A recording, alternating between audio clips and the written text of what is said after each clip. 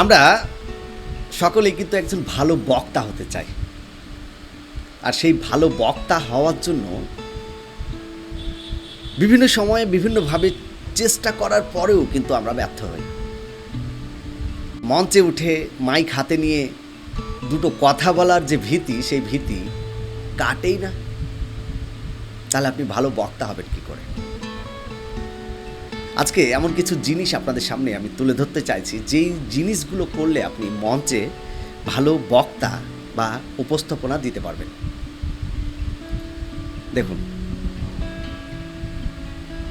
আমি বহু মানুষকে দেখেছি যারা আমার থেকে টপমোস্ট সিনিয়র, অনেক বয়োজ্যেষ্ঠ, অনেক ম্যাচিওর, ভালো লেখেন, ভালো কথা বলেন, কিন্তু যখনই মঞ্চে উঠে মাইকটা হাতে ধরা হয় বা হাতে ধরানো হয়, তখনই তার ঘাম বেরোতে শুরু হয়।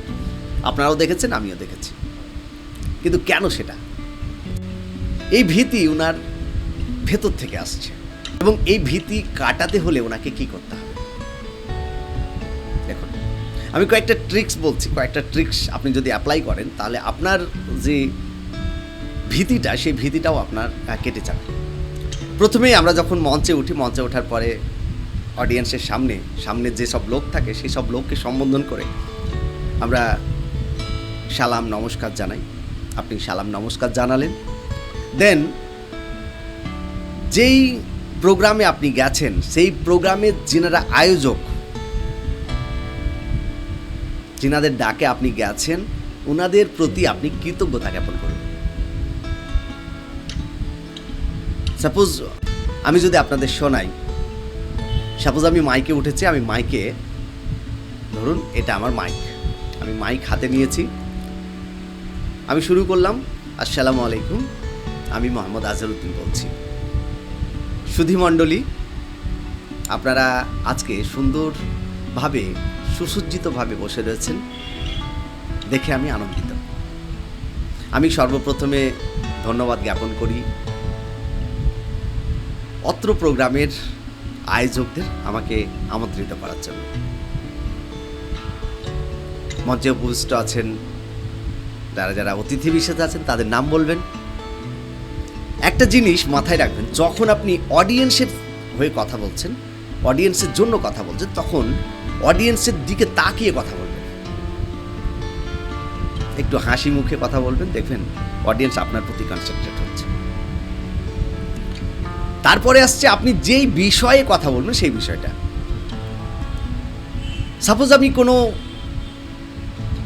বিদ্যালয়ের কোনো প্রোগ্রামে গেছি এবং সেখানে আমাকে বক্তব্য দিতে বলা হয়েছে, আমাকে অতিথি হিসেবে ডেকেছেন এবং আমি সেখানে বক্তব্য রাখব। আমি বক্তব্য রাখছি মূল্যবোধের উপরে বা নৈতিকতার উপরে, একজন ছাত্র নৈতিকতা কতটা জরুরি বা মূল্যবোধের যে জ্ঞান, সেই জ্ঞান কতটা জরুরি। আপনি যখনই কোনো বক্তব্য রাখবেন, সেই বক্তব্যটার যে ভাষাগুলো হবে, সেই ভাষাগুলো একদমই যেন সহজ ভাষায় হয়। মানে আপনি যেই পরিবেশে আছেন, সেই পরিবেশের সাথে যেন আপনার ভাষা মিল খুঁজে পায়, অন্যথা আপনার ভাষা কিন্তু অডিয়েন্স বুঝতে পারবে না। আর ভাষণ শুরু করার আগে যতটা সম্ভব আপনি ছোট্ট একটা গল্প দিয়ে শুরু করুন। গল্প দিয়ে যখনই শুরু করবেন, তখন কিন্তু তখন কিন্তু আগ্রহটা অডিয়েন্সের, যারা দর্শক রয়েছেন, ওনাদের আগ্রহটা আপনার প্রতি বেড়ে যাবে। যে গল্পের শুরু দিয়ে আপনি শুরু করলেন, তারপরে আপনি আসছেন মেন বিষয়ে। সাপোজ আমি যদি মূল্যবোধের বা নৈতিকতার কথা বলি, আমি যেরকম, ধরুন আমরা প্রত্যহ দিনে রাতে প্রচুর জায়গায় ঘোরাঘুরি করি, বাইকে যাই, বাসে যাই, টোটোতে যাই, যাওয়ার পথে রাস্তাতেই যদি কোনো লোক অ্যাক্সিডেন্ট হয়ে পড়ে আছে, আপনি এখন যদি মিলিয়ে দেখেন, এখনকার সময় দেখবেন ওকে সহযোগিতা করার চেয়ে ভিডিও করার লোক বেশি। এই বিষয়টা আপনি তুলে ধরতে পারেন যে আপনি যে বাচ্চাটাকে শিক্ষা দিচ্ছেন অ্যাজ এ টিচার হিসেবে, বা আপনি যে বাচ্চাটার অভিভাবক, সেই অভিভাবক হিসেবে আপনি যে বাচ্চাটাকে জ্ঞান দিচ্ছেন, সেই জ্ঞান আপনি কি কখনো এটা দিয়েছেন যে ভিডিও করার থেকে সেই মানুষটাকে সহযোগিতা করাটা বেশি জরুরি? তাকে জল এনে দেওয়াটা বেশি জরুরি। এই শিক্ষাগুলো আপনি দেবেন। তার জন্য আপনি একটা ছোট্ট গল্প বলতে পারেন যে এরকম একটা ঘটনা ছিল, এরকম একটা হয়েছিল। দেন আপনি আপনার যে বক্তব্য আসল বিষয়, সেই বিষয়ের উপর আপনি ফোকাস করুন। তবে ভাষা, আপনি যে বাক্যগুলো বলবেন সেই বাক্যগুলোর যে ভাষাটা হবে, সেই ভাষাটা হবে একেবারে সহজ ভাষা, যেন লোক সাধারণভাবেই অতি সহজেই বুঝতে পারে যে আপনি কি বলতে চাইছেন। তারপরে আবারও আয়োজকদের কৃতজ্ঞতা জ্ঞাপন করলেন। আপনার প্রতি যে দর্শকরা অধীর আগ্রহে আপনার কথা শুনেছেন বা শুনছিলেন, তার জন্য ধন্যবাদ জ্ঞাপন করতে পারেন। এবং পরিশেষে সেই আয়োজকদের আবারও কৃতজ্ঞতা জ্ঞাপন করে, ধন্যবাদ জ্ঞাপন করে আপনি সালাম নমস্কার জানিয়ে সেখান থেকে আবার স্টেজ থেকে নেমে যেতে পারেন। তবে যারা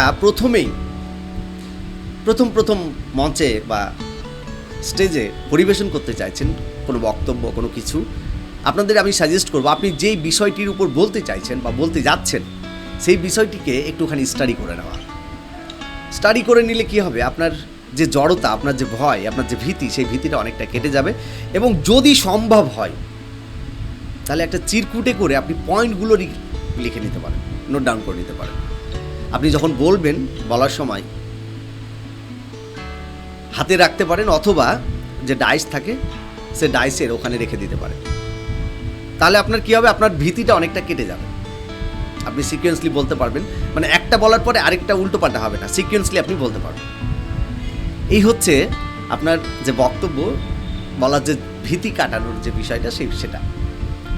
আপনারা কারা কারা ভালো অ্যাঙ্কারিং করতে চাইছেন, আপনারা কারা কারা ভালো বক্তা হতে চাইছেন, আমার কমেন্ট সেকশনে অবশ্যই কমেন্ট করে জানাতে পারেন। আপনারা আমাকে অনেক জায়গায় দেখেছেন, অনেক প্রোগ্রামে আপনারা হয়তো দেখেছেন যে আমি অনেক প্রোগ্রামে অ্যাঙ্কারিং করেছি, মঞ্চ পরিচালনার কাজ করেছি, ইভেন অনেক জায়গায় আমি অতিথি হিসাবেও বক্তব্য রাখি বা রেখেছি। সুতরাং আপনারা যারা ভাবছেন যে আমার বক্তব্যের প্রতি একটু ভীতি আছে, মঞ্চে দাঁড়িয়ে আমি মাইক ধরলে আমার ঘাম বেরিয়ে যায়, আপনারা কমেন্ট সেকশনে জানাতে পারেন। আমি আমার যথাসাধ্য আমি চেষ্টা করব যেন সেই ভীতি আপনাদের কাটিয়ে তুলতে আমি সাহায্য করতে পারি। সকলেই ভালো থাকবেন, আবারও দেখা হচ্ছে চটজলদি অন্য কোনো ভিডিও নিয়ে।